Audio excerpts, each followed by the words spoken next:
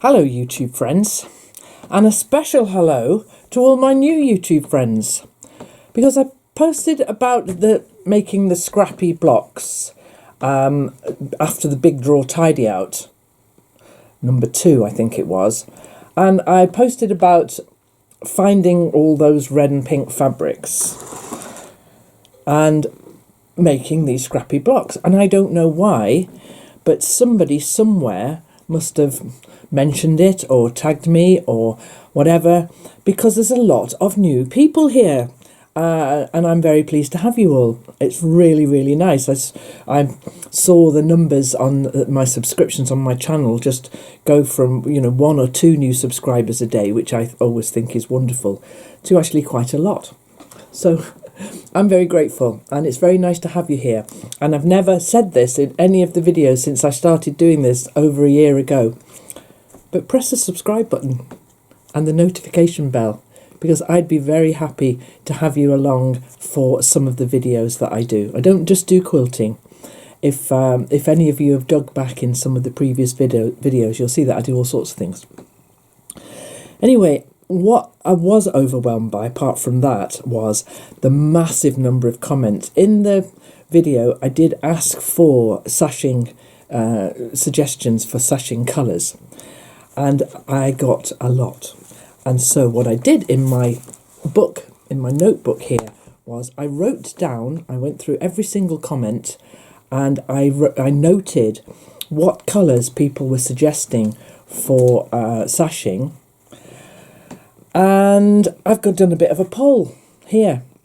And what I've done as well is I've stuck some of the colours that people mentioned up alongside the red squares. But before we go on to that, I just want to say one more thing that came out of the comments. Now, I was making these squares 4 inches square, and sticking them all up on the board 4 inches square, if you saw that previous video. And I think the reason why I did that was I found about 20 4-inch squares that I'd made years ago, and that made me think I'll just keep going with the same size. All along it felt to me like it was going to be very fiddly and very tricky to finish. And if something's tricky to finish, you know what happens, don't you? It ends up in a bag under my bed, and it stays there for a few years. But somebody in the comments, in fact a few people in the comments, but the first person to mention it in the comments was Carol. And then a few other people mentioned it after Carol mentioned it, but so they had that original idea as well. But I'm going to credit Carol with this idea because this was a game changer. I wrote that in the comments. What Carol just quite simply said was, why don't I sew 4 of these together and make a block that is that big, and then sash those and make that the quilt. Now, as soon as she said that, the penny dropped, the light came on, the angel started singing, and I just thought, that is the answer to me not liking how tiny and fiddly this is going to look. It's going to look fiddly because there's no rhyme or reason to the way that I'm patching these squares together. I'm just picking up fabric and sewing them, picking up fabric and sewing them. But when I sewed 4 together, now there's a few things, apart from it making it a bigger block to work with, but this is what I like a lot about Carol's idea. When I sew it together like this, and I've got a little, I took a little bit of video of me doing it. I chain pieced them all together in 2s to start with, just like that. And then without cutting the chain piecing, because when those 2 were hanging together, it was almost like having it pinned. And so I took a little bit of video. I don't know how clear it'll be to see what I'm doing there, but I'll shove it in here.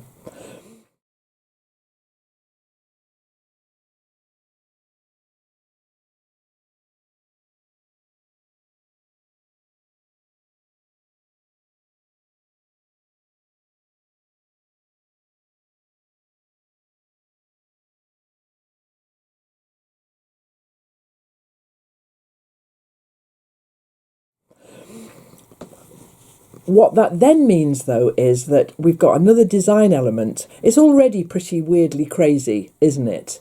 Yes. But what we've got now is another subtle. Not that anything about this quilt is subtle, but I like the fact that we've got this obvious bisecting of this bigger square now with the 4 quadrants. They all hang together beautifully, but we've got an obvious line top and bottom, which I really like. So as soon as I did the first one, and I had that epiphany moment that had been given to me very generously by my lovely commenters. Carol, thank you. I sewed the lot together, and here they all are sewn together in blocks of 4. So then I went through all the comments to see who was liking what sashing. Now there was every colour under the sun was represented there, but I went through and I just marked how many people were saying each one. I have my own ideas, and actually, as you see it there on my white design board, I'm really coming back to the idea that I quite like the white. Having said I don't ever do anything with black or white, let me tell you the colours then that people suggested. You'll recognise yourselves in here, I'm sure you will. We had orange, aqua, black, navy, red, green, yellow, white, grey, blue. Oh, orange twice. Okay, I'll just put that orange tag up there with that one and cross that off. Orange, purple, brown, pink, and then polka dot. So I have this polka dot, which has been evident in the bigger squares. Wish I'd kept it, because I think this might have been a fabulous sashing. I haven't got enough to sash it now. I would have to try and buy some more. And I am hopefully not buying anything for this quilt. I did quite like the idea of a really tiny little polka dot though. And I also have got another tiny red background white polka dot as well. But I use that in the quilt too, so I haven't got enough of that. But those two made me think, excuse me please. Thank you. Excuse me. This is my show. It's not, she says. This is my show. Get out of the way. Come on. Good girl. Just find somewhere to settle. On top of the fabric. Perfect. So the polka dots was an idea that people suggested that I really liked. So the idea has come to me that maybe polka dot on a white base for the sashing and a red polka dot for the cornerstones. That might look quite cool. I haven't got enough of either of those though. But let me tell you though, we're going to have a closer look in a minute at the impact of these different colours. I've put them all up here. Look in this middle row here. We're going to have a look at how that affects the colour. It's quite interesting, isn't it? When you put a colour with something else, what that happens to the something else. This is the colour, but this then becomes completely different. So, from having been a very, very scrappy, not very thought through quilt, this is now starting to be designed, of course, because that's what happens when you quilt. I'm going to give you a little bit of a rundown, though, as to what the favourite colours were. So, as I say, I went through every single comment and replied to them, but I also went through again and just noted down the top hits for the colours. And you won't believe it, what the top number is. Well, I wouldn't believe it, because it would be my least favoured colour. Purple. A lot of people like the purple. And I can see where you're coming from. It would look very lush and regal, wouldn't it, if it had a purple sashing in. We'll look at it in a minute. I've got a purple up there. It's over there in the corner. So the next favourite after that one was a different sort of green to the green I put up. I put up a green, didn't I, that was, it was just a scrap of green that happened to be lying around, and we all agreed it was the wrong green. So, but green did feature highly, and that might be because people who've hung around here for quite a long time know how fond I am of green. So then after that, green and purple, but then red became a really strong contender. And the red, now this was another, Margaret actually came up with this. A few other people did as well, but Margaret was the first one who said, what about red sashing with pink cornerstones? And that made perfect sense to me. I thought that would look amazing. Pink cornerstones, and then my mind goes, lots of different pink cornerstones and the same red sashing. So that was an option that came up. Green, red, purple, then aqua. And with aqua, I put in turquoise and that kind of lovely bluey, sea greeny blue. And that came up. And there's an aqua up there. We'll have a little look at that in a minute. And then the least favoured ones, there was one vote for brown. And I'm sorry, but that's not going to happen. I see what you're doing there, but I'm sorry. Can't do brown. If you spent even a few videos with me here, you see that it's all about zing. It's all about bright. But then the opposite of zing is subtle, and I don't do subtle very often, but sometimes something like this responds to subtle. Who knows? So we got, I'll tell you then, we got 4 votes for orange, 2 for blue, 3 for white, 2 for navy, 2 for black. There was a lovely comment about the black, which would make it look very 1950s Elvis Presley. I really liked it. For a minute I was thinking, ooh, yeah, Elvis Presley, black. But I don't do black. I think I've got a black up there. Yeah, I have. We'll have a look at that in a sec. Black, aqua, navy, red, green, yellow, white, grey, blue. Blue didn't come up as often as I thought it might. Because opposite the colour wheel, it is going to be green and varying towards green, blue, aqua. Those would be opposite in the colour wheel, which would be the obvious choice. But then there is a thought then that it may work, because you can see just by looking at it over my shoulder that the white of the design board behind me actually looks rather good and possibly breaks it up a little bit and makes it stand out. So not to overthink this. We are overthinking it, aren't we? But what we're going to do now, though, we'll have a closer look at what each of these colours does to the overall red. Let's do that now. So we'll start here then. So how am I going to do this? So there was lilac and violet and purple. So I'll put the purples here. And what the I'm going to have to try and see it without the yellow. So what the purple does to the red. Yeah, I get it, but I don't actually like it very much. And now we have red. So there's red in between the rows there. I think that would look too much. I honestly think that would look too much. There was a bit of a vote for yellow. That's not going to happen either, I don't think. Let's go along to this is opposite in the colour wheel now, these colours here. So these two, there's a sort of this is the bluey green sections coming up along here. These would be the natural next choice. That blue's a bit dark perhaps. So there's a green that I can get behind. I quite like that green. But there again is another aqua-y sort of green. Now there was a few votes for grey. Now I didn't really have any grey, but that was the nearest I could get to grey. And I know what you're saying, girls. I really do, boys, girls. But I don't like it. The pink, though, I do like. Look at that. I could actually get myself excited about that one. And then if we go up here, we've got that red polka dot, which you can almost not see because it's so similar to what's going on. So I don't think the red polka dot would work, but I do think that the white polka dot, which is down here, might work. Oh no, now that I'm looking at it, I'm not so sure. And then finally, there's black down here. And so there's my Elvis Presley. And the black, I have to admit, it looks quite starkly contrasty and very bold. I am a little further on. Also, what I did up here was imagining that the background of my board here is white sashing. I put in a red cornerstone and a pink cornerstone just to see how I would get away with those.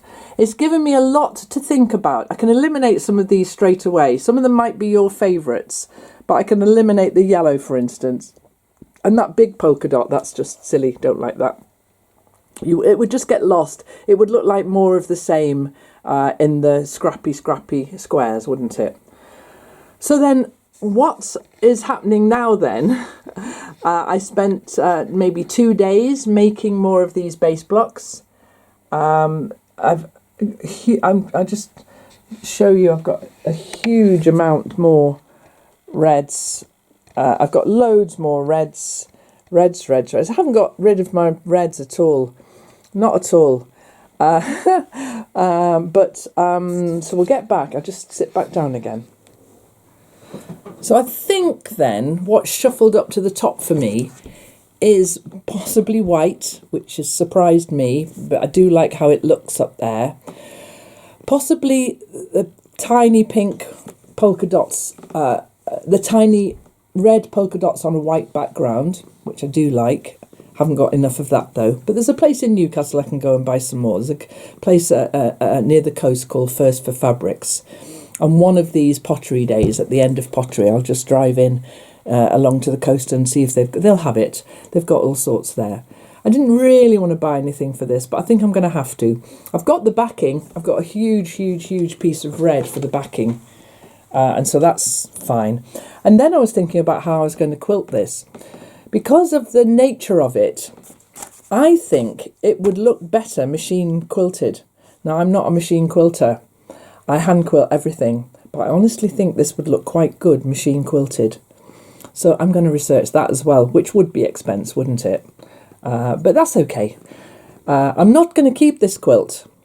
I don't want to keep this quilt. It's going to be for sale at the end of all of this. I don't know how, in some form or another, I'm going to offer it for sale. However, a couple more decisions to be made are how big is it going to be? So these are now, what are these now? They were 4 inches, 3.5. They're 7 inches now. These are 7 inches. The sashing, now traditionally your sashing would be about 2.5 inches, wouldn't it? Probably. I'm going to do it 1.5 inch sashing, I think. 1.5 inches. Yeah, because I quite like a narrow sashing. I'll see what that looks like. I'll do a couple. I do a very narrow binding, and I think I'd quite like a narrow sashing. The sashing's only to separate out the crazy, really. So I'm going to make it. I've got my quilt book here. This is whenever I design a quilt, it all goes in here. So where I work out all my facts and figures and things. And I had the idea that it would be queen size, which would be 90 inches by 180 inches, something along those lines. Big.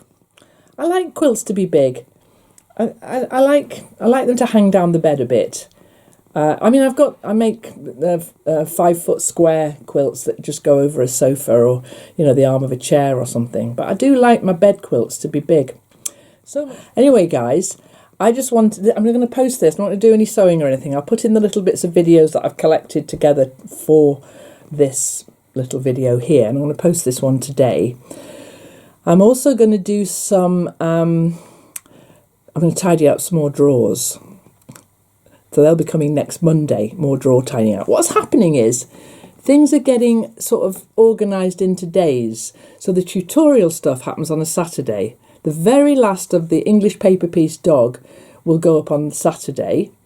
And what I'd like to say, if anyone's made a dog and they would like me to put it in that video, even halfway through the progress or the fabric choices or half made or whatever, or finished, whatever, if you would like me to put pictures of that into next Saturday's video showing everybody's dogs, please either email me, I'll leave my email in the description box, or stick it on Instagram and tag me with Kate Jackson Textiles. That will find me. Probably it won't find me on Facebook because I don't really hang out on Facebook that much or at all.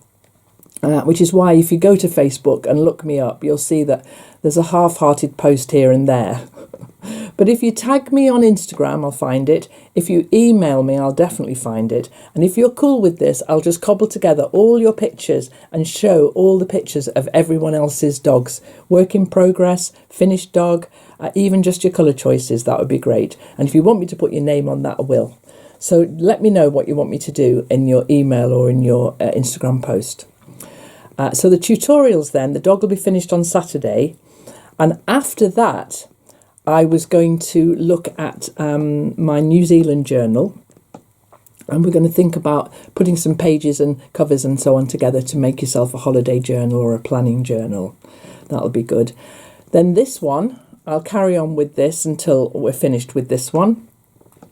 And then a few people, especially some of the new people, have said, oh, tell us about this, tell us about that. So I've got some ideas jotted down in my YouTube book here.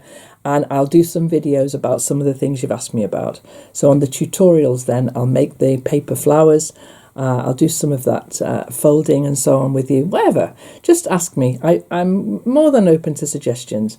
And then I am now, at the end of this video, going to put up the names of my patrons who support me over on Patreon, because that is part of the deal of supporting me on Patreon, is that I honour you and thank you in my videos here.